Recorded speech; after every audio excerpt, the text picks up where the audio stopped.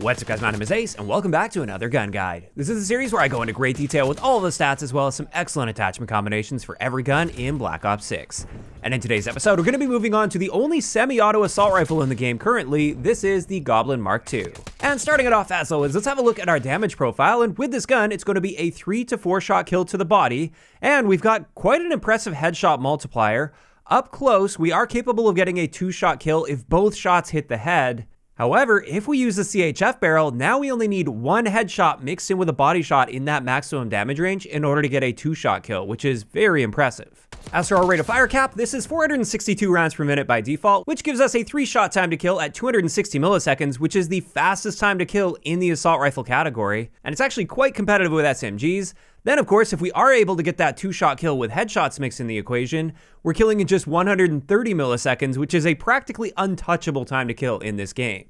Now, additionally, if that fire rate cap is a little too low, you can bump that up with rapid fire to 513 rounds per minute, and this will give us a 3-shot time to kill potential of 234 milliseconds.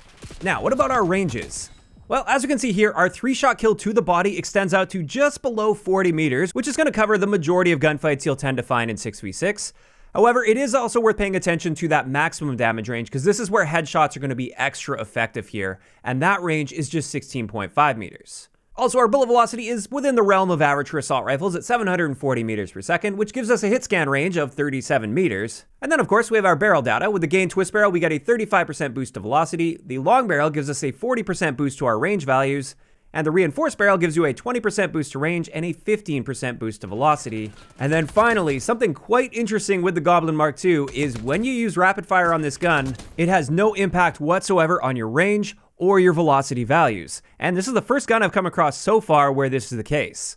So definitely a nice benefit to using rapid fire on this relative to other guns in the game. Next, when it comes to hardcore, this gun will be a 1-shot kill anywhere in the body at any range as long as you're not shooting through something. And this is where we can get into hipfire, and this is an area where this gun does not excel. It does have pretty bad hipfire for an assault rifle, and generally speaking, you're going to want to avoid hipfiring unless you're in a desperate situation up close and personal. Then moving on to recoil, the key characteristic with this gun is there is a huge jump between your first and second shot fired, and then everything after that is pretty minimal. It's very controllable after that, but you really need to focus on that first shot recoil. And this actually means when you're looking at muzzle attachments, generally speaking, you're best off with the muzzles that help with the first shot recoil control over the standard compensator that you would typically use on most full auto guns. And this means the ported compensator is my preference for the Goblin MK2.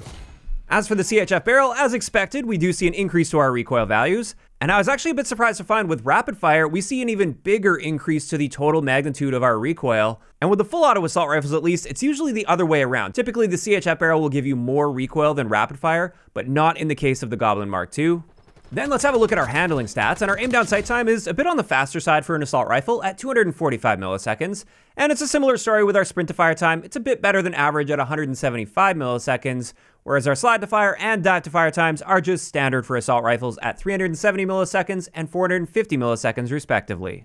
Now, what about our reload add time? Well, it turns out this is actually the slowest reloading assault rifle by default with a 1.97 second reload add time, and that's very slow, especially considering we only have a 20-round magazine on this. So what you could do to speed that up is use either the flip mag or fast mag 2, which will give you very noticeably faster reload speeds, but a smaller magazine capacity.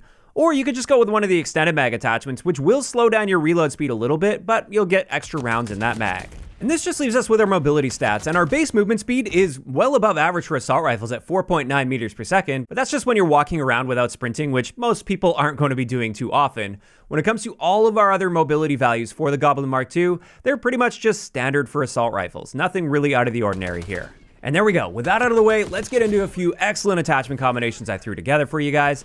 And the first one I've got here is my balanced stealth build, but unlike with other guns, this typically isn't my go-to with the Goblin MK2. I wanted to share this for those of you that want to be stealthy, but it can be a little bit limiting at the same time because that ported compensator is so important on this gun in my opinion. But with this, we have the Kepler Microflex, the suppressor, the ergonomic grip, the infiltrator stock, and then rapid fire on this, which will give us that very good time to kill potential if you can reach the fire rate cap at 234 milliseconds. We've also got very solid handling stats here now. Our aim down sight time is just 195 milliseconds, and we have an improved slide to fire and dive to fire time. We can also strafe really quickly in gunfights due to that infiltrator stock. However, the big downside with not using the ported compensator on this gun is we've got fairly high recoil for a semi-auto, especially for those first 2 to 3 shots that are fired. So this will limit you at longer ranges, or it'll really slow you down because you have to sort of wait for it to recenter between those shots and you're not getting that full fire rate potential then. But if you are playing a bit more aggressively, keeping your gunfights within very controlled ranges, that recoil isn't going to be too much of a problem for you, and this setup allows you to stay off the radar at least. As for the next setup, this is using the Gunfighter wildcard, and with this, we once again have the Kepler Microflex. This time, we're using that key ported compensator attachment. We've got the reinforced barrel, the Ranger foregrip, extended mag 1, the ergonomic grip, the target laser, just so we can really have that pinpoint aim and we don't have to deal with idle sway basically at all after the updates. And then finally, we've got rapid fire on there once again. I personally like that because my trigger finger is more than capable of reaching that rate of fire cap on a very consistent basis. But if you can't keep up with that, obviously swap rapid fire out for something else, like maybe recoil springs. But with this particular setup, we're getting handling improvements, sprinting improvements, range and bullet velocity improvements, and a larger magazine capacity, while also having a very manageable recoil pattern here. Yes, the total magnitude is going to be higher than our base recoil. That's due to the fact that we're using rapid fire.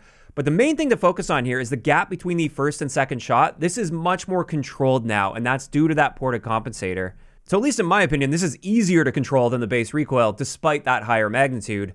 And I have no problem using this at longer ranges or right up close and personal. Definitely a very solid setup with the Goblin Mark II. But finally, I've got one last setup to share with you guys, and this is my headshotter setup. With this one, we're once again using the Kepler Microflex and the ported compensator.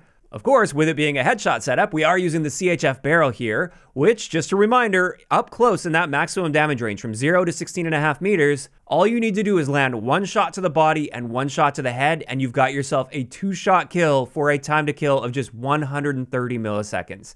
That is insanely fast. But on top of this, we are using the commando grip, which helps with both aim down sight and sprint out times. And then finally, we're topping this off with the recoil springs just to help give you that little bit of extra accuracy, which is nice when you're trying to line up that headshot. So obviously, if you are going for headshot camos, this build is excellent for that. But even outside of that, I consider this to be very solid just using this by default like this and trying to ensure you're hitting that headshot at least up close. And with that, that's going to wrap it up today's gun guide on the Goblin Mark II. As for my thoughts on this gun, I personally really like it, although I am biased. I do like semi-autos in this game.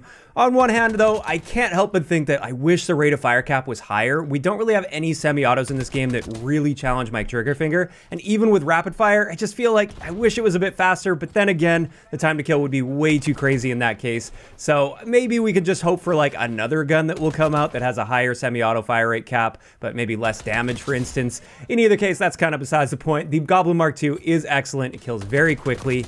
If you like semi-auto guns, I just feel you really need that ported compensator to get the most out of it. Now, of course, those are just my thoughts on this gun, and I'd love to hear what you guys think about it in those comments down below. And if you guys have missed any of the previous gun guides, I will leave a link to the playlist in the description down below. If you enjoyed the video, a like rating is always appreciated, and don't forget to subscribe for more if you haven't already. I'll talk to you guys next time.